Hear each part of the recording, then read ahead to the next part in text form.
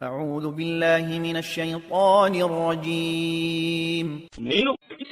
బహిష్కరించబడిన శైతాన్ నుండి రక్షణ పొందడానికి అల్లాహ్ శరణు فآت ذا القربى حقه والمسكين وابن السبيل ذلك خير للذين يريدون وجه الله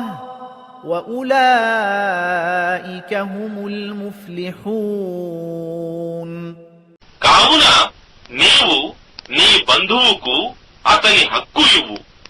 మరియు యాచించని పేదవారికి మరియు బాటసారికి కూడా ఇది అల్లాహ్ ప్రసన్నతను కోరే వారికి ఎంతో ఉత్తమమైనది మరియు ఇలాంటి వారే సాఫల్యము పొందేవారు. وما آتيتم من ربا ليربو في أموال الناس فلا يربو عند الله وما آتيتم من زكاة تريدون وجه الله فأولئك هم المضعفون మరియు మీరు ప్రజలకు